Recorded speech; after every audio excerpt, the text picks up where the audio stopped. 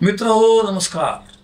मी सतीश नाडगवडा आपल्या आम्ही शिक्षकेतर या यूट्यूब चॅनलवर आपल्या सगळ्यांचं मनपूर्वक स्वागत करतो.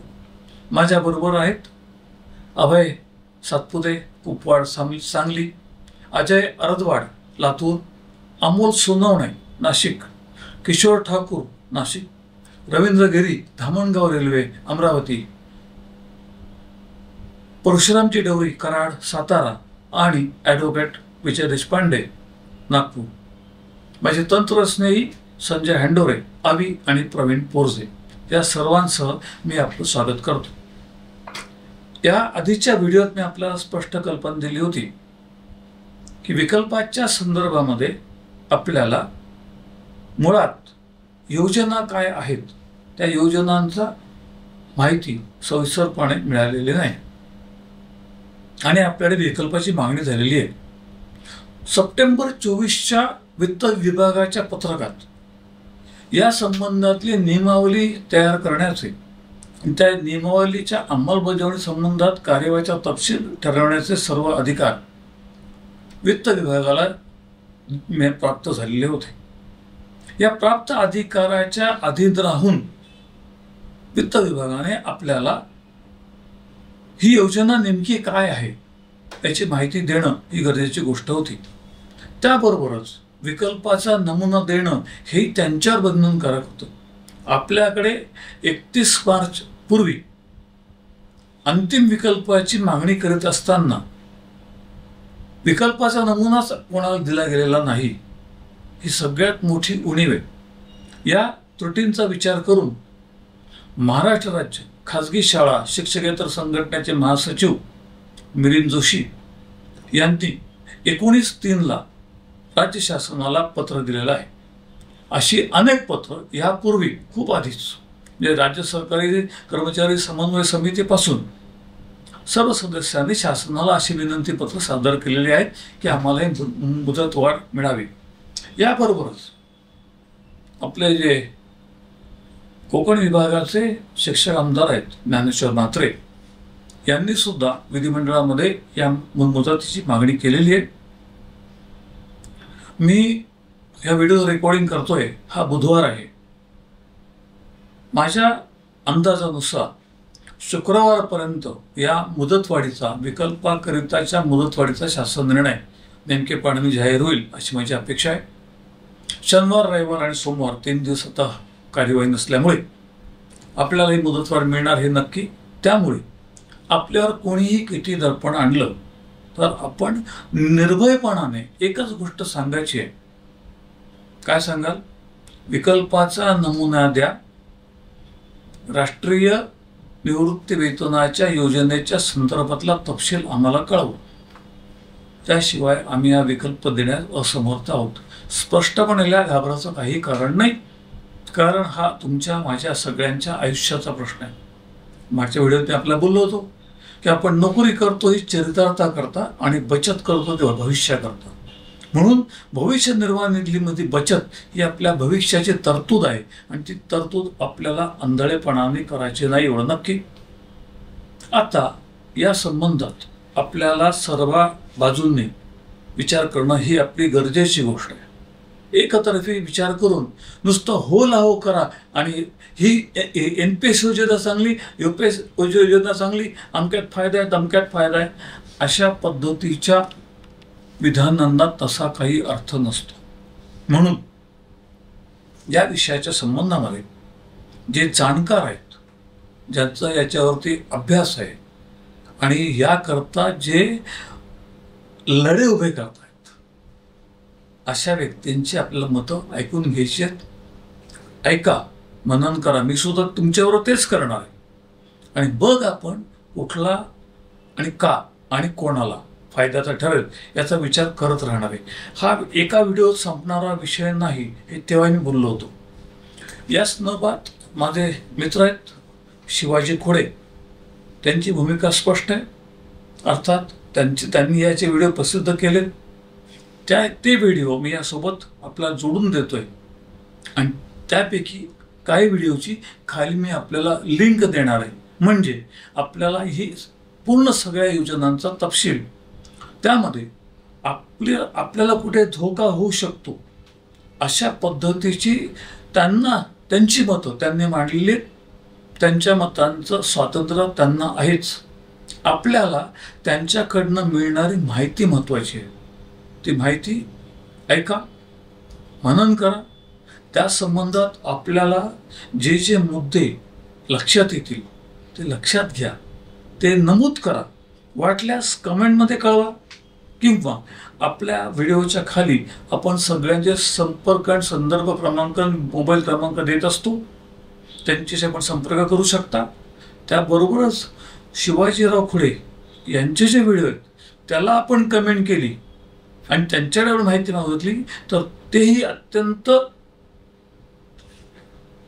फ्रेंडली आहेत आणि तेही आपल्याला आपल्या प्रश्नांची मनमोकळी उत्तर कायद्यानुसार देतील. त्यांची वैयक्तिक मतं आपल्याला ऐकायला आनंद होईल. आपण ते जरूर ऐकूयात. मी त्यांचा व्हिडिओ सुरू करण्यापूर्वीच त्यांनी हे व्हिडिओ आपल्यासमोर आपल्या माध्यमातून, म्हणजे आम्ही शिक्षक येतात या माध्यमातून सादर करण्याची परवानगी दिली. याबद्दल त्यांना मनपूर्वक धन्यवाद देतो.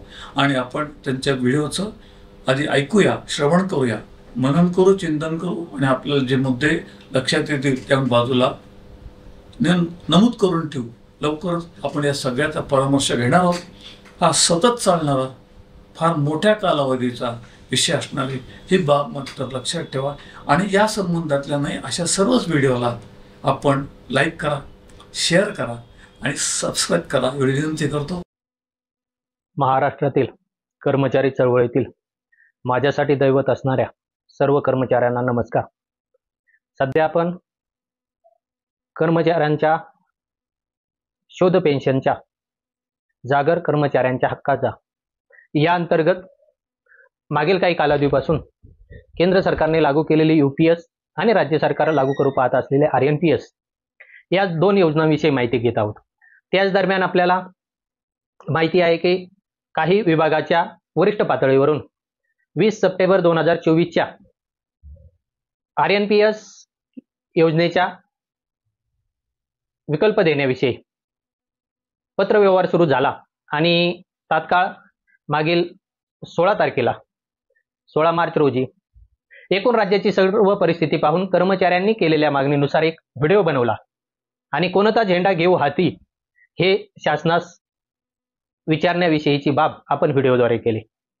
त्याच व्हिडिओमध्ये आपण संघटनांना आवाहन केलं होतं की आपण आजपर्यंत जर 20 सप्टेंबर 24 नुसार RNPS योजनेची कार्यपद्धती, सविस्तर अटी, शर्ती, नियम जर राज्य शासनाने अद्याप दिल्या नसतील तर आता पुढील 15 दिवसामध्ये कर्मचारी NPS ठेवायची, UPS घ्यायची का RNPS घ्यायची, आणि याच्याही पुढे जाऊन महाराष्ट्रामध्ये मागील 20 वर्षाचा अनागोंदी DCPS आणि NPS ची पाहिली तर खरंच कर्मचारी हा या RNPS किंवा UPS या योजनेमध्ये विकल्प देण्याविषयी सक्षम आहे का, तो देऊ शकतो का, याविषयीच्या बाबीविषयी आपण चर्चा केली. आणि त्याच वेळी आपण संघटनांना विनंती केली होती की किमान आता तरी पत्रव्यवहार करा. 20 सप्टेंबर 24 पासून 16 मार्च 24 पर्यंत कोणत्याही संघटनेने राज्यामध्ये कर्मचाऱ्यांना लागू केलेल्या RNPS आणि UPS योजनेविषयी कसल्याही प्रकारचा पाठपुरावा केल्याचं त्या पद्धतीने दिसून येत नाही. आता कसल्याही प्रकारे कसा ते पुढे आपण पाहणारच आहोत. कोणता होणं अपेक्षित होतं तेही पुढे पाहणार आहोत. पण चांगली बाब ही झाली की आपण 16 मार्चला बनवलेल्या व्हिडिओला प्रतिसाद देत जवळजवळ सर्वच संघटनांनी कर्मचारी हितासाठी पुढील 15 दिवसामध्ये कर्मचारी विकल्प देण्याविषयी निर्णय तात्काळ घेऊ शकत नाही, या कारणास्तव आपण RNPS योजनेचा विकल्प देण्याविषयीची मुदतवाढ द्यावी अशी मागणी केली. आणि आपल्या सर्वांना कल्पना आहे, या आठवड्यामध्ये 2 व्हिडिओ बनवलेत ज्यामध्ये आपण तुलना पाहत होतो. त्यामध्ये देखील आणि 16 मार्चच्या व्हिडिओमध्ये देखील हे म्हटलं होतं आपण की 31 मार्च 2025 ही विकल्प देण्यासाठी काय अंतिम तारीख असू शकत नाही. कारण 15 वर्षाच्या चळवळीचा मला अनुभव आहे, शासन प्रशासन याचा पाठपुरावा मला माहिती आहे. त्यामुळं अशा आदांतरी पद्धतीने कर्मचारी विकल्प देऊ शकत नाही, लोकशाही पद्धतीमध्ये ते मान्य होऊ शकत नाही. म्हणून मी वाक्य नेहमी वापरत होतो की 31 मार्च 2025 ही RNPS किंवा UPS ची विकल्प देण्यासाठी ब्रह्मदेवाने लिखित दिलेली दिनांक नाही. त्यामुळे कर्मचाऱ्यांनी घाबरून जाण्याचं कारण नाही. 16 मार्चलाच आपण सांगितलं होतं ते कोणत्याही कर्मचाऱ्याने महाराष्ट्रात विकल्प देण्याची घाई करू नये. जर द्यायची असेल तर शेवटच्या आठवड्यामध्ये काय करायचं ते पाहू. परंतु मागील आठवड्यातला आणि आपलाही जे काही इनपुट होते त्यानुसार विकल्पाला मुदतवाढ होणार होती. ती विकल्पाची मुदतवाढ आज 28 मार्च रोजी शासनाने 1 वर्षाने वाढवली आहे. म्हणजे आता आरएनपीएस किंवा यूपीएस योजनेमध्ये कर्मचाऱ्याला विशेषतः आरएनपीएस योजनेचा विकल्प द्यायचा असेल तर महाराष्ट्रातील कर्मचारी आता 31 मार्च 2026 पर्यंत देऊ शकतो. याविषयीची मुदतवाढ शासनाने दिली. यासाठी कर्मचाऱ्यांनी आणि कर्मचारी संघटनांनी जो काय पाठपुरावा केला त्याबद्दल त्यांना शतशः धन्यवाद द्यावे तेवढे कमी आहेत. परंतु आता खरंच या विकल्पाला मुदतवाढ मिळाली आहे. मग जर विकल्पाला मुदतवाढ मिळाली असेल तर ही खरंच योग्य आहे का? आता तुम्ही म्हणता, तुम्हीच म्हणत होते विकल्पाला मुदतवाढ देणं गरजेचं आहे, आता तुम्हीच म्हणता ही योग्य आहे का? तर खरंच कर्मचाऱ्यांनो या सर्व बाबीचा थोडा शांत डोक्याने विचार करणं गरजेचं. माझी तुम्हाला हात जोडून नम्र विनंती आहे. मागील काही कालावधीसाठी मी शांत राहून ह्या सगळ्या गोष्टी पाहत होतो. शांत राहण्यामागे अनेक बाबी आहेत. वेळ आली तर त्या परिस्थितीनुसार त्या बाबी बाहेर येतील, आपल्यासमोर आणाव्या लागतील. परंतु या शांत राहण्याने मनाला कुठतरी माझं स्वतःचं शांत राहणं हे जाणते असून शांत राहणं हे कुठेतरी अन्यायी ठरणार आहे. म्हणून माझ्यासारख्याला झोप येत नव्हती, म्हणून हा व्हिडिओ प्रपंच सुरू केलेला आहे. तर माझी आपणास हात जोडून विनंती आहे, कोणताही माझा व्हिडिओ असेल तर एक तर तो संपूर्ण पहा. दुसरी गोष्ट, अगोदर जर मी एखाद्या व्हिडिओ विषयीची आपणास आठवण करून दिली असेल तर त्या व्हिडिओमध्ये मी काय बोललेलो आहे त्या संकल्पनेला धरून माझ्या पुढच्या बाबी असतील. त्यामुळे कृपया निवांत माझा व्हिडिओ पाहण्याचा आपण प्रयत्न करा, तरच आपल्याला गोष्टी लक्षात येतील.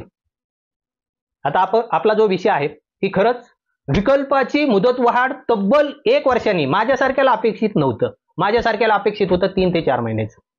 म्हणून आपल्यासमोर कशा पद्धतीने बाबी घेऊन याव्यात यासाठी मी देखील घाई करत होतो. मला आपला जो विषय आपण सुरू केलाय शोध पेन्शनचा, मीही एक कर्मचारी आहे, मला देखील माझ्या पेन्शनचा विशेषतः जो हक्क म्हणून माझा जुनी पेन्शन आहे त्याचा शोध घ्यायचा आहे. आणि तो शोध घेत असताना महाराष्ट्राला देखील त्यांचे पेन्शन दाखवून देण्याचा माझा प्रयत्न असणार. म्हणून शोध पेन्शनचा, जागर कर्मचाऱ्यांच्या हक्काचा हा जो काही मी आता यापुढे व्हिडिओचा प्रपंच सुरू केलेला आहे तो जर समजून घ्यायचा असेल तर पूर्ण व्हिडिओ पाहण्यासाठीच कृपया माझ्या या चॅनलला येत चला. तर आता विषयावर येऊया. विषय असा आहे की खरंच 1 वर्षाची मुदतवाढ देणं हे महाराष्ट्रासाठी योग्य आहे का? तर जुनी पेन्शन चळवळीचा जो लढा आहे, जो की भरकटला गेला आहे, मागील 15-20 दिवसात आपण पाहत असताना जे कोणी तज्ज्ञ आहेत, जे कोणी जुनी पेन्शन चळवळीसाठी लढा देत आहेत त्या सर्वांकडे मी शांत नजरेने पाहत होतो. सगळे जाणते माणसं एकच म्हणत होते, आता कोणता तरी एक विकल्प द्या. या गोष्टीला माझं मन मान्य करत नाही. जुनी पेन्शन चळवळीचा हा लढाच नाही हे माझ्यासारख्याचं मत आहे. तो कसा काय, आता आपल्याला 1 वर्षाची मुदत आहे, इतका कालावधी लागू देणार नाही. अवघ्या काही दिवसामध्ये तो आपल्यासमोर मांडणार आहे. परंतु तो आपल्याला पोहोचवण्यासाठी, आपल्यापर्यंत तो येण्यासाठी कृपया चॅनलला सबस्क्राईब करा ही विनंती अगोदरच करतो. आता आपल्याला पाहायचंय की ही मुदतवाढ महाराष्ट्रामध्ये देणं योग्य आहे का? एक कर्मचारी म्हणून कर्मचाऱ्याच्या जुनी पेन्शन योजना किंवा डीसीपीएस एनपीएस योजनेतील एक घटक म्हणून माझ्यासारख्याचं मत आहे 1 वर्षाची मुदतवाढ देणं ही सरळ सरळ या योजनेतून तात्काळ ज्यांना लाभ मिळायचा आहे त्यांच्यावर अन्यायकारक ठरणार आहे. अन्यायकारक कशी ठरणार आहे? आज रोजी महाराष्ट्रामध्ये सर्व डिपार्टमेंटचा जरी विचार केला तरी जवळजवळ हजारो कर्मचारी सेवानिवृत्त झालेले आहेत. आज रोजी त्यांना त्यांच्या कथाकथित डीसीपीएस आणि आधांतरी एनपीएस या दोन्ही योजनेतून 1100, 1200, 1500, 1700, 1800 च्या वर ॲन्युटी मिळत नाही. काही कर्मचारी असे आहेत, काही म्हणण्यापेक्षा बहुतांश मेजॉरिटी प्रमाणात निवृत्त झालेले कर्मचारी असे आहेत की त्यांना ज्या दिवशी निवृत्त झालेत त्या दिवशी कर्मचारी आणि त्यांचा संबंध संपलेला आहे. मग असे कर्मचारी. दुसरी गोष्ट, जे एनपीएसच्या अॅन्युइटीमधून सर्वात कमी, एक उदाहरण इतकं उत्तम आहे, माझ्याकडे भरपूर उदाहरणं आहेत. मागील 8-9 वर्षामध्ये ते आपण हळूहळू जसे कर्मचारी आपल्याशी संपर्क करतात तसे आपण ते गोळा केलेले आहेत. वेदना होते. एका कर्मचाऱ्याचा असा फोन जर आला ना, रात्र झोप येत नाही. कारण का? केवळ या सगळ्या गोष्टीचा हक्क, कर्मचाऱ्यांचा जुनी पेन्शन हा हक्क आहे, महाराष्ट्र शासनाने तो लपवलाय. हा लपवलेला, त्याच्यावर फुंकर मारून या कर्मचाऱ्यांच्या जे सेवानिवृत्त झालेत, जे डीसीपीएस मध्ये भरडले गेलेत, जे सध्या एनपीएस मध्ये तात्काळ निवृत्त होणार आहेत आणि जे सध्या एनपीएस मध्ये महाराष्ट्राचे आहेत, अशा सर्व कर्मचाऱ्यांच्या जीवनाची, त्यांच्या जुनी पेन्शनची पहाट करण्याचं स्वप्न पाहण्यासाठीच मी रात्र जागण्याचा प्रयत्न केलेला आहे. म्हणून असे जे कर्मचारी आहेत, जे सेवानिवृत्त झालेले आहेत, या कर्मचाऱ्यांच्या बाबतीत ही मुदतवाढ अन्यायी ठरणार आहे. अन्यायी कशी ठरणार आहे? पहिली गोष्ट, महाराष्ट्र शासनाने 20 सप्टेंबर 24च्या GR मध्ये स्पष्ट म्हटलेलं आहे की जेव्हा सध्या कार्यरत असलेले कर्मचारी, मग ते राज्य शासकीय असतील किंवा स्वायत्त संस्थांचे असतील, यांच्या यूपीएस, आरएनपीएस या योजनांची सर्व प्रक्रिया केल्यानंतर आम्ही सेवानिवृत्त झालेल्या 28 फेब्रुवारी 2024 पर्यंतच्या कर्मचाऱ्यांचे विकल्प घेऊ. खरं पाहता या कर्मचाऱ्यांचे सर्वात अगोदर विकल्प घेणं गरजेचं आहे. कारण आज रोजी खरा न्याय जर त्यांना मिळायचा असेल, खरा न्याय जर या योजनातून मिळवायचा असेल तर तो त्यांना मिळणार आहे. जे आज सध्या एनपीएस मध्ये आहे, ज्यांची 10-15 वर्षे सेवा राहिलेली, त्यांचा हा विकल्प घेतला काय नाही घेतला काय काहीही फरक पडत नाही. परंतु जे कर्मचारी आज सेवानिवृत्त झालेले आहेत, जे डीसीपीएसचे भरडले गेलेले आहेत, त्या कर्मचाऱ्यांचा विकल्प घेऊन त्यांना पेन्शनचा न्याय देणं गरजेचं आहे. म्हणून यांच्यासाठी हे विकल्पाची 1 वर्ष मुदतवाढ आणि त्यानंतर सरकारने त्यांचा विचार करणे हे चुकीचं ठरतंय. म्हणून मायबाप सरकारला नम्र विनंती आहे, असे जे कर्मचारी आहेत, या कर्मचाऱ्यांचा विकल्प तात्काळ घ्या. आता विकल्प त्यांचा जर तात्काळ घ्यायचं म्हणलं तर त्यांच्या बाबतीत अनेक बाबी आहेत. त्या बाबी अगोदर व्यवस्थित पहा. माझ्यासारख्याच आजही स्पष्ट म्हणणं, याच्या अगोदर 2016-17 पासून मी म्हणतोय, 16 मार्च आपल्या व्हिडिओतही म्हटलंय आणि आजही पुन्हा म्हणतो, मायबाप सरकार, आम्ही आपले कर्मचारी आहोत. राज्यातील सर्व महिला माता भगिनी आणि पुरुषांना आपण लाडकी बहीण आणि लाडकी भाऊ म्हणून संबोधत आहात. अहो, आम्ही तर आपले कर्मचारी आहोत, आमच्यासाठी आपण मायबाप आहात. म्हणून एक आई आणि वडील या दृष्टीने आमच्याकडे पहा. आणि नम्र विनंती ही आहे की मागील 20 वर्षे भले तुम्ही यूपीएस, आरएनपीएस लागू करा, एनपीएस लागू करा किंवा आणखी काय योजना आणायची ती आणा, सगळ्या योजना ज्या दिवसापासून आणता त्या दिवसापासून लागू करा. परंतु मागील 20 वर्ष माझा कर्मचारी होय, सर्व डिपार्टमेंटचा, शिक्षण, क्रम सांगतोय, शिक्षण, उच्च शिक्षण, नगर विकास,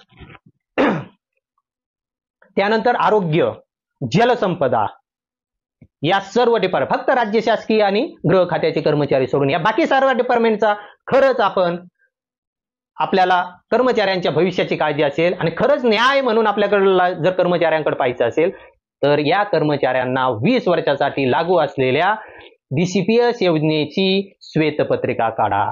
मायबाप सरकार, नम्र आवाहन आहे.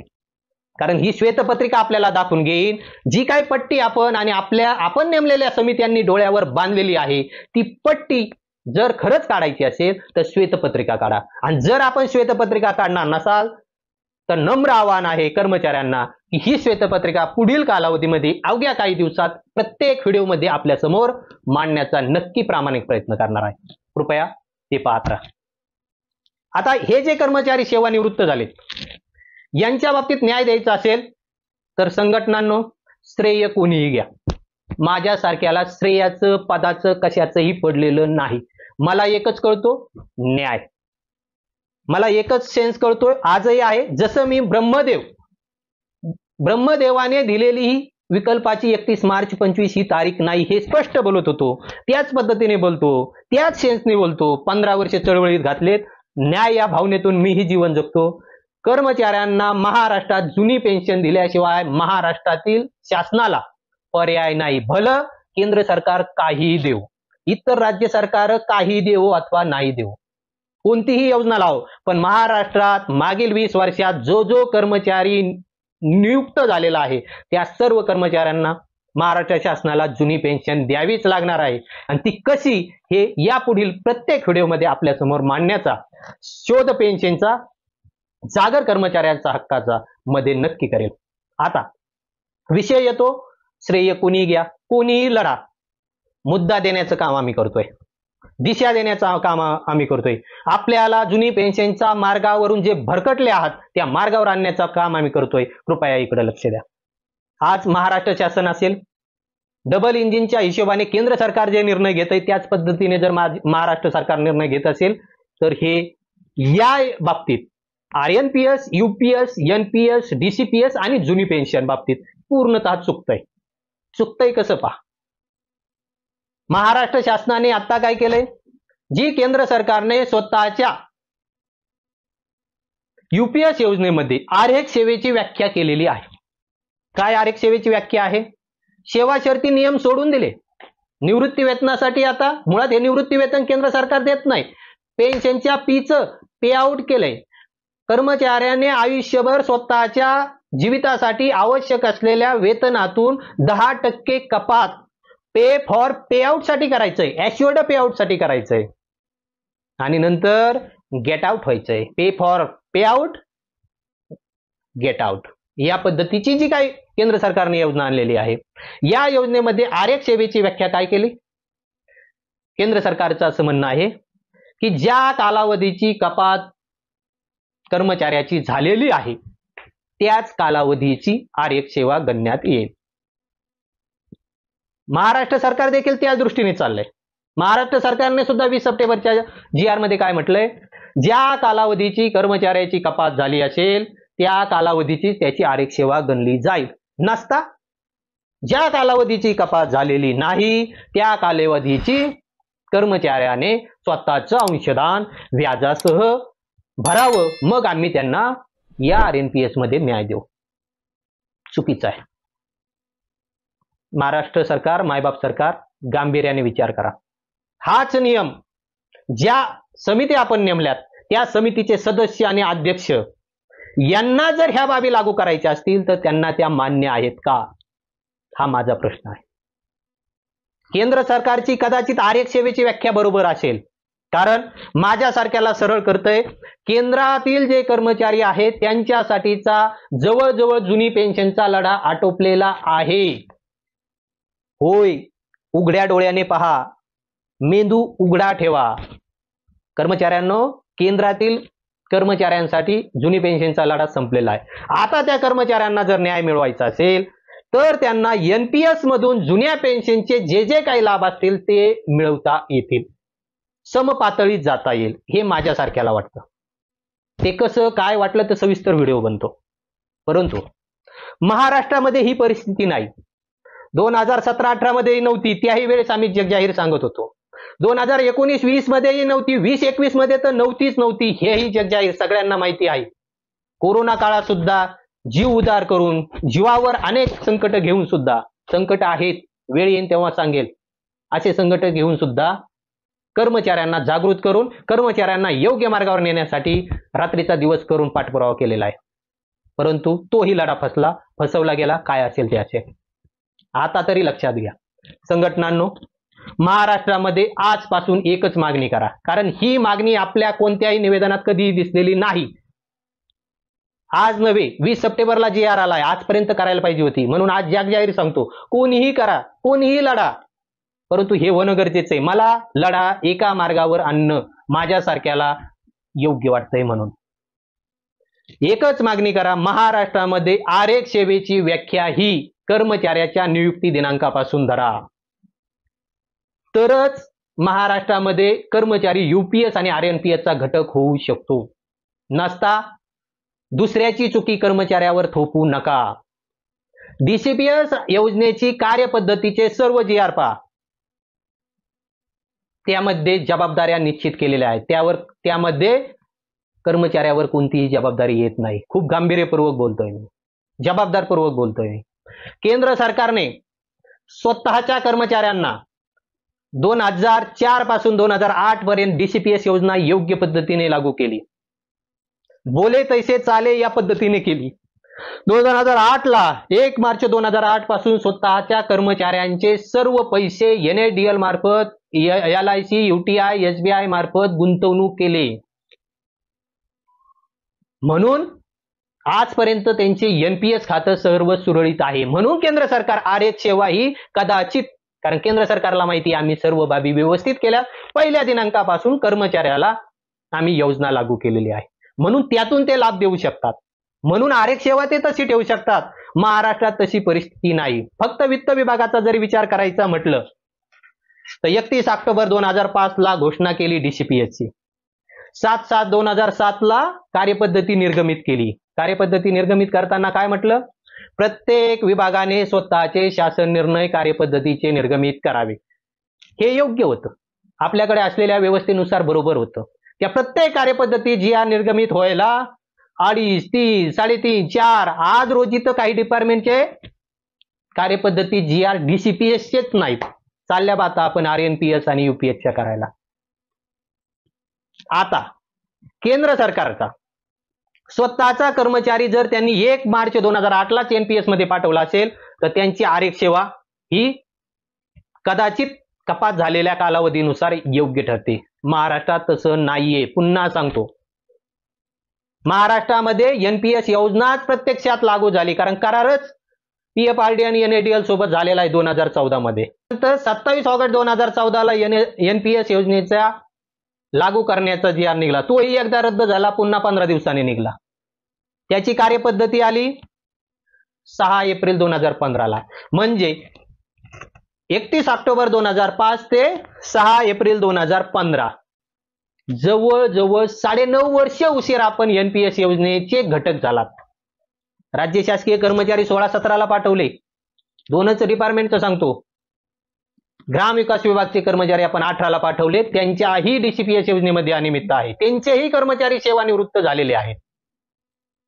शालेय शिक्षण विभागाचे कर्मचारी तर आपण 2021-22 आणि आमच्यासारखा कर्मचारी अद्यापही नाही आपण NPS मध्ये पाठवू शकलात. मग अशी जर परिस्थिती असेल तर कोणती आरेख सेवा आपण कपातीची धरता? पुढचा व्हिडिओ घेऊन येतोय, एक उत्तम उदाहरण आपल्या समोर मांडतोय की ज्याच्या त्या कर्मचाऱ्याची काय चूक आहे. शासन, आपलं प्रशासन कसं कसं चुकत गेलेलं आहे. आपल्याच प्रशासनाला जर आपली योजना समजली नसेल तर कर्मचाऱ्याचं जीवन का होरपळताय, का भरडताय, आज कर्मचारी उपासमारीने जीवन जगतोय, याचं उदाहरण घेऊन येतोय. अगोदर ही श्वेतपत्रिका काढा. म्हणून संघटनांना हात जोडून विनंती आहे, आपण आरेख सेवेची व्याख्या बदल करण्याविषयीची कार्यवाही आणि मागणी तात्काळ करावी. ही आरेख सेवा महाराष्ट्रात न्याय देऊ शकत नाही, ती न्यायिक नाही, ती टिकणारी नाही. हे आपल्याला जर कळतही नसेल तर उदाहरणं घेऊन आपल्या समोर मांडणार आहे. कृपया संघटनांनी अगोदर हे काम करा. कर्मचाऱ्यांनी काय करा? शांत राहा. विकल्पाला 1 वर्ष मुदतवाढ दिली. जे कर्मचारी 1 वर्षाच्या आत निवृत्त होणार आहेत त्यांच्या बाबतीतही मला कळतंय. म्हणूनच मी म्हणतोय, अगोदर शासनाने 20 वर्षाच्या डीसीपीएस NPS योजनेची श्वेतपत्रिका काढा. त्यानंतर कर्मचाऱ्याची आरेख सेवा कोणती ठरवायची ते ठरवा. मग कर्मचाऱ्याला कोणती निवृत्ती वेतन योजना लागू करायची ते पहा.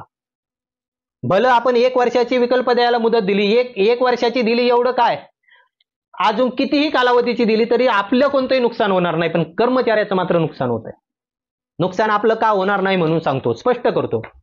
आज जे कर्मचारी NPS योजनेमध्ये आहेत ते जरी RNPS मध्ये गेले, UPS मध्ये गेले तर त्यांची 10% कपात आपल्याला करायची आहे. NPS योजनेत असलेल्यांची ती होते. त्यामुळे कर्मचाऱ्याकडून आपल्याला जे घ्यायचंय ते आजही घेतलं काय, उद्याही घेतलं काय, अजून 10 वर्षांनी घेतलं काय, त्यात काही बदल होणार नाही. परंतु आपण आपली RNPS योजना जशी केंद्र सरकारने बेंचमार्क कॉर्पस नंतर आणला, स्वेच्छानिवृत्तीबाबत निवृत्तीच्या वेळेस आम्ही त्यांना निवृत्ती वेतन देऊ म्हटले. या बाबी जसे आणल्या तसे आपण काय करणार आहात याची एकदा कार्यपद्धती आणा, म्हणजे आपल्यावर देखील बोलता येईल. परंतु आरक्षण सेवेची व्याख्या मात्र आपल्याला बदलावी लागेल, त्याकडे आपलं काम करा. आता महाराष्ट्रातील कर्मचाऱ्यांना महाराष्ट्र शासनाने RNPS योजनेचा जर विकल्प द्यायची संधी द्यायची असेल तर आता 1 वर्षाच्या आत 1 वर्षाने का घेता? जर या कर्मचाऱ्यांना आपल्याला खरंच न्याय द्यायचा असेल आणि RNPS योजनेमध्ये देखील कर्मचाऱ्याचे 10% जर आपल्याला कापून घ्यायचे असतील तर कर्मचारी निवृत्त होईल त्याच्या अगोदर 6 महिने त्याला विकल्प द्यायची संधी द्या. फरक काय पडणार आहे? त्याने आज विकल्प दिल्याने मात्र फरक पडणार आहे, कारण आज त्याला कोणत्या योजनेतून काय लाभ होणार हे स्पष्ट होत नाही. परंतु निवृत्तीच्या अगोदर 6 महिने त्याने जर विकल्प देण्याविषयीची बाब केली तर त्यावेळेस तो ठरवू शकतो आपल्याला कोणती योजना योग्य ठरते. म्हणून संघटनांना आता सध्या 2च आव्हान. आपण कर्मचाऱ्यांची महाराष्ट्रातील आरक्षण सेवेची व्याख्या बदलायला भाग पाडा.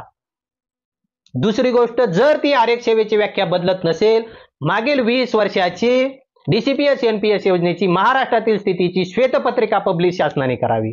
आणि जर हेही होत नसेल तर शासनाने या 20 वर्षाची जबाबदारी स्वतः ज्या पद्धतीने कुटुंब निवृत्ती वेतन ग्रॅज्युटी 31 मार्च 2024च्या GR मध्ये उचलली आणि त्याच्या कार्यपद्धती GR मध्ये ज्या पद्धतीने डिसेंबर 2024 मध्ये उचलली त्या पद्धतीने या कर्मचाऱ्यांच्या अनियमिततेची जबाबदारी उचलावी लागेल. ती न्यायिक आहे. व्हिडिओ आपल्या समोर एक सविस्तर उदाहरण घेऊन, एक नव्हे कित्येक उदाहरण आहेत, पण एक ऍक्च्युअल या गोष्टीला फिट बसणारे उदाहरण घेऊन लवकर आपल्या समोर येतोच आहे. दुसरी गोष्ट, संघटनांनी काय करावी, कर्मचाऱ्यांनी काय करावी, तर कर्मचाऱ्यांना UPS किंवा RNPS चा विकल्प देण्याची सुविधा ही कर्मचारी ज्या वेळेस सेवानिवृत्त होणार आहे त्याच्या अगोदर 6 महिने अगोदर त्याला देण्याची संधी द्या. या बाबतीतली मागणी, ह्या 2 मागण्यावर तात्काळ काम सर्व संघटनांनी करावं, जेणेकरून आजपर्यंत सेवानिवृत्त झालेले सर्व कर्मचारी जे DCPS आणि NPS योजनेमध्ये भरडले गेलेत आणि जे कर्मचारी या वर्षभरामध्ये सेवानिवृत्त व्हायचे अशा सर्व कर्मचाऱ्यांना न्याय मिळेल. नुसता यांनाच न्याय मिळेल का? नव्हे, जे कर्मचारी या दोन्ही योजनेत आहेत किंवा नाहीत या सर्वांना देखील योग्य न्याय मिळेल. आणि तोच न्याय, तोच शोध पेन्शनचा आपल्याला घ्यायचा आहे. तो न्याय महाराष्ट्र शासनाला करावाच लागणार आहे. जर महाराष्ट्रामध्ये लोकशाही असेल तर लोकशाही प्रणालीमध्ये जो समानतेचा हक्क आहे, जो न्यायाचा हक्क आहे, जो हक्क असतो, मागणी आणि हक्क मध्ये फरक आहे. मागणी ही पूर्ण करता येते किंवा करता येत नाही, तिला डावललंही जाऊ शकतं. हक्क हा मात्र द्यावा लागतो, न्याय हा मात्र करावा लागतो. आणि कर्मचाऱ्यांच्या मागील 20 वर्षाच्या DCPS आणि NPS योजनेतील महाराष्ट्रातील गोंधळ, अनियमितता, प्रशासकीय जबाबदारी हे सिद्ध करते कर्मचाऱ्यांचा न्याय करावाच लागणार आहे. कृपया गांभीर्याने या सर्व बाबीकडे पहा. केंद्रामध्ये जरी एक विचारी महाराष्ट्रासारखं सरकार असलं तरी महाराष्ट्र सरकारने आपला स्वतःचा निर्णय घेणं अपेक्षित आहे. केंद्राच्या मागे जाऊन जमणार नाही, परिस्थिती तशी नाहीये.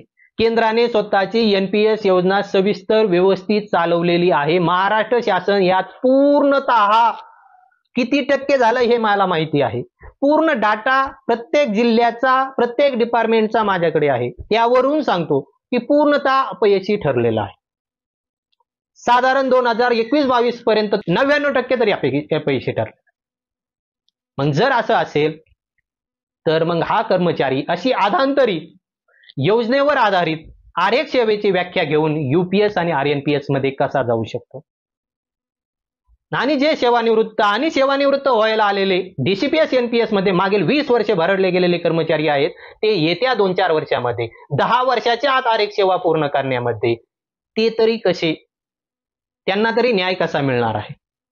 म्हणून आरएनपीएस यूपीएस योजना आणायच्या ज्या तारखेपासून आणायच्या तिथून पुढे आपण लागू करा. जर मागच्या तारखेपासून पूर्वलक्षी प्रभावाने जर त्या लागू करायच्या असतील तर पूर्वलक्षी प्रभावाने आपण त्या लागू करत असताना अगोदरच्या कर्मचाऱ्यांच्या बाबतीतल्या आरएच सेवेबाबत योग्य बाबी झालेल्या आहेत का, त्याची जबाबदारी कोणाची आहे, त्याची चुका कोणाच्या आहेत, कोणावर जबाबदारी आपण निश्चित केली, ह्या सर्व बाबी पाहून पुढे जाणं गरजेचं आहे. म्हणून विकल्पाची मुदतवाढ झाली, पण आता पुढं काय, तर पुढं सध्या एकच होणं गरजेचं आहे, सुधारित राष्ट्रीय निवृत्ती वेतन योजना आयएनपीएस, जी की महाराष्ट्र शासन अंतर्गत येते. या योजनेतील आरएच सेवा आणि मागील कालावधीतील डीसीपीएस एनपीएस योजनेची जबाबदारी निश्चित होणं गरजेचं आहे आणि विकल्प देण्याच्या अगोदर ह्या बाबी गरजेच्या आहेत. दुसरी गोष्ट, विकल्प महाराष्ट्र शासनाने आता 31 मार्च 2026 ला घेण्याऐवजी जो कर्मचारी जेव्हा निवृत्त होणार आहे त्याच्या अगोदर 6 महिने त्याच्याकडून विकल्प घ्या, त्याला त्यावेळेस ठरू द्या कोणत्या योजनेमध्ये जायचंय, तेव्हा कुठेतरी योग्य होईल. आज ज्यांनी ही योजना लादली, ज्या समितीने ही योजना समोर आणली, त्या समितीला फेस करायला मी तयार आहे. त्या समितीने सांगावं मी कोणत्या योजनेचा भाग व्हावं. आज रोजी जर मी कोणत्या योजनेचा भाग व्हावं हे समितीतील सदस्य सांगू शकत नाही, तर त्यांनी काढलेल्या निष्कर्षावर आधारित योजना कर्मचाऱ्याला न्याय देऊ शकत नाही.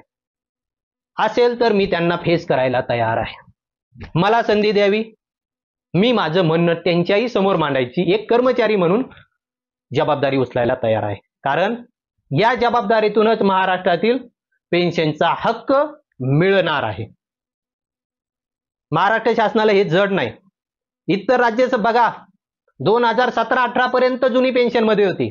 पश्चिम बंगाल सारखं राज्य आजही जुनी पेन्शन मध्ये आहे. जुनी पेन्शन योजनाच लागू आहे, म्हणून ते काय लगे दिवाळखोर झाले असं नाही. म्हणून जर 20 वर्षाच्या अनियमिततेला मी स्वतः जबाबदार नसेल, कर्मचारी स्वतः जबाबदार नसेल, तर माझ्या मायबाप सरकारने ते ठरवावं या कर्मचाऱ्याला कोणती पेन्शन योजना द्यायची. कर्मचाऱ्यांनो, ह्या गोष्टीचा गांभीर्याने विचार करा. आज रोजी 1-2 विभाग सोडले तर महाराष्ट्रातील कोणताही विभाग नाही, शालेय शिक्षण तर नाहीच नाही, ग्रामविकास नाही, आरोग्य नाही, जलसंपदा नाही, असा कोणताच विभाग नाही की ज्यांच्या डीसीपीएस योजनेमध्ये अनियमितता नाही. कोणत्या डिपार्टमेंटला किती अनियमितता आहे हे वास्तव भविष्यात मांडतोय. माझी विनंती आहे पुन्हा महाराष्ट्र शासनाने श्वेतपत्रिका काढावी, म्हणजे ऍक्च्युअल आकडे येतील. पण त्यांचे जर ऍक्च्युअल आकडे नसतील तर 5-10% इकडे तिकडे, माझ्याकडे मात्र सगळे आकडे आहेत. जास्त वेळ घेत नाही, कर्मचाऱ्यांनी गोष्टी थोड्या गांभीर्याने घ्या. जुनी पेन्शनचा लढा हा महाराष्ट्रातला संपलेला नाही. मागील महिनाभर मी पाहतोय जाणते माणसं देखील म्हणतायत आता ही योजना स्वीकारून पुढे जाऊ, पुढे गेल्यानंतर यांचं नेतृत्व करू आणि जे असेल ते होईल. वेळ आली तर आपल्या अंशदानातलं काही टक्के रक्कम आपण वापस घेऊ. जुनी पेन्शनचं काय, जुनी पेन्शन मधल्या अंशराशीकरणाचं काय, वेतन आयोगाने होणाऱ्या वाढीचं काय, कर्मचाऱ्याच्या मुलामुलीच्या सुरक्षिततेचं काय, कर्मचाऱ्याच्या सेवानिवृत्तीनंतर मयत झालेल्या पत्नीला मिळणाऱ्या कमी वेतनाचं काय, 80% वाढ होणाऱ्या पेन्शनचं काय. दिसतं एवढं साधं सोपं नाही. यूपीएस आरएनपीएस मधून ते कधी मिळणार नाही. केंद्र सरकार काय देईल याचं आपल्याला घेणं नाही. महाराष्ट्रातील कर्मचारी हा महाराष्ट्र शासनाचा कर्मचारी आहे. प्रत्येक राज्य स्वतःचा निर्णय स्वतः घेऊ शकतं. कर्मचाऱ्याने केंद्राचा विचार सोडून द्या, एनपीएस मधून मिळणाऱ्या सुधारणेचा विचार सोडून द्या. आज रोजी 1 वर्ष आरएनपीएस आणि यूपीएस मधून काय मिळणार आहे याचा विचार सोडून द्या. विचार करा मागील 20 वर्षामध्ये माझ्या बाबतीत काय झालंय. माझी आरएच सेवा जर 1 दिवस जरी सरकार म्हणतंय त्या पद्धतीने कमी असेल तर त्याला जबाबदार कोण. जबाबदारी निश्चित होणं गरजेचं आहे. ही जबाबदारी न्यायिक दृष्टीनं निश्चित होणं गरजेचं आहे. कृपया इकडे लक्ष द्या. आणि आरएनपीएस यूपीएस मध्ये जर जायचं असेल तर त्याच्यात जो नियुक्त होणारा कर्मचारी आहे, म्हणजे उदाहरण 1 एप्रिल 2026 नंतर नियुक्त होणारा कर्मचारी त्याचा विचार करेल.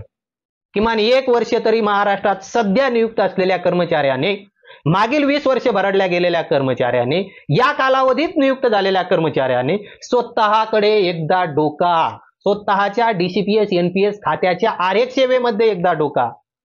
हेच आपल्याला आता विकल्पाची मुदतवाढ नंतर पुढे काय मध्ये पाहणं गरजेचं आहे.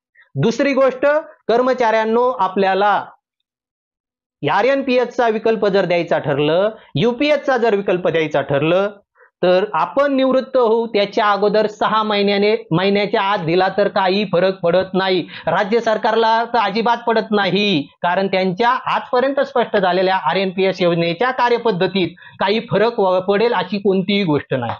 केंद्र सरकारच्या यूपीएस बाबत आहे, कारण त्यांना कर्मचाऱ्याचं एनपीएस मध्ये सरकार म्हणून स्वतःला अंशदान इकडे 10% करायचंय आणि फुल कॉर्पस मध्ये 8.5% करायचंय. ही सुद्धा चुकीची बाब आहे. समानता येत नाही. कशी? मागील 15 दिवसापूर्वीच केंद्र सरकारच्या इथं जबाबदारपूर्वक पाठपुरावा करणाऱ्या ऍक्टिव्ह मेंबर सोबत माझं बोलणं झालं. त्यांना हा मुद्दा आपण सांगितलाय. मुद्दा काय आहे? केंद्र सरकार यूपीएसचा विकल्प जर 31 जून 2025 पर्यंत घेणार असेल, तर विकल्प घेत असताना केंद्र सरकार 2 बाबी करत आहे. कर्मचाऱ्याने एनपीएस मध्ये राहायचंय का हे ठरवायचंय, किंवा कर्मचाऱ्याने यूपीएस मध्ये का जायचंय हे ठरवायचंय. जर अशी परिस्थिती असेल आणि यूपीएस या योजनेमध्ये केंद्र सरकार स्वतःचं अंशदान, भलं ते इंडिव्हिज्युअल कॉर्पस मध्ये 10% आणि फुल कॉर्पस मध्ये 8.5%, म्हणजे एकूण 18.5% करत असेल, आणि हे का करतंय, तर कर्मचाऱ्याला ॲश्युअर्ड पे आउट, महागाई वाढीनुसार सुरक्षितता, त्याचा उदरनिर्वाह व्हावा म्हणून जर ही तजवीज होत असेल, तर एनपीएस धारक कर्मचाऱ्याला काय सुरक्षितता नाही का? एनपीएस मधून त्याचा उदरनिर्वाह होणार आहे का? होत नाही. हे 2 व्हिडिओमध्ये आपण सविस्तर पाहिले. मग आता जर 2 पर्याय एकाच वेळी समोर असतील, तर दोन्ही पर्यायामध्ये शासनाचं अंशदान सुद्धा सारखं असणं गरजेचं आहे. यूपीएस मध्ये जर केंद्र सरकार कोणत्याही खात्यामध्ये धरून जर 18.5% अंशदानाची तजवीज दर महिन्याला कर्मचाऱ्यासाठी करीत असेल, तर एनपीएस मध्ये देखील त्या कर्मचाऱ्याला 18.5% अंशदान 14%च्या बदल्यात देणं न्यायिक आहे. दोन्ही योजना जर समपातळीवर आणायच्या असतील तर योग्य आहे. आणि असं झाल्यानंतर कर्मचारी ठरविल कर्मचाऱ्याला एनपीएस मध्ये जायचंय का यूपीएस. हे मी केंद्र सरकारचं बोलतो. मग आता त्याच्या पुढे जर विचार केला तर माझ्यासारख्या कर्मचाऱ्याला न्याय एकच कळतो. कर्मचारी हा जर एनपीएस आणि यूपीएसचाच घटक राहणार असेल, तर कर्मचाऱ्याला आता 18.5 आणि 1 एप्रिल 2019 पासून 14 हे टक्के अंशदान कर्मचाऱ्याने का घ्यावं? जर एनपीएस योजनेतील 10% अंशदानावर कर्मचाऱ्याचा उदरनिर्वाह होणार नाही हे लक्षात आल्यामुळं आपण 1 एप्रिल 2019 पासून 14% आणि 1 एप्रिल 2025 पासून आपण जर 18.5% स्वतःचं सरकार अंशदान करत असेल, तर पूर्वलक्षी प्रभावाने कर्मचारी ज्या दिनांकाला नियुक्त झालाय त्या दिनांकापासून त्याला ते मिळणं गरजेचं आहे. आरएक्स सेवा जर आपण त्याच्या कपात झालेल्या वर्षापासून यूपीएस मध्ये धरणार असाल, तर एनपीएस मध्ये तीच आरएक्स सेवा ग्राह्य असलेल्या दिनांकापासून त्याला सरकारचं अंशदान वाढीव मिळणं गरजेचं आहे. हा पाठपुरावा देखील महाराष्ट्रातील कर्मचाऱ्यांसाठी आज नसला किंवा असला आहे, काही असो, तरी हा बदल केंद्र सरकारने केला पाहिजे. यासाठी केंद्र सरकार पातळीवर एक कर्मचारी म्हणून जरी मी लढू शकलो नाही, तरी त्या ठिकाणी ऍक्टिव्हपणे जे लढतायत त्यांना हे मुद्दे देण्याचं काम आपण करतो आहोत. करता येईल तेवढं योग्य करण्याचा बाबी करत आहोत. महाराष्ट्रामध्ये सर्वांनी खूप गांभीर्यपूर्वक पुढे जाणं गरजेचं आहे, कारण महाराष्ट्रातील जुनी पेन्शनचा लढा किमान कर्मचारी आरएनपीएस आणि यूपीएसचा विकल्प देईपर्यंत संपलेला नाही. माझ्यासाठी तर तो अजिबात कधी संपलेला नाही.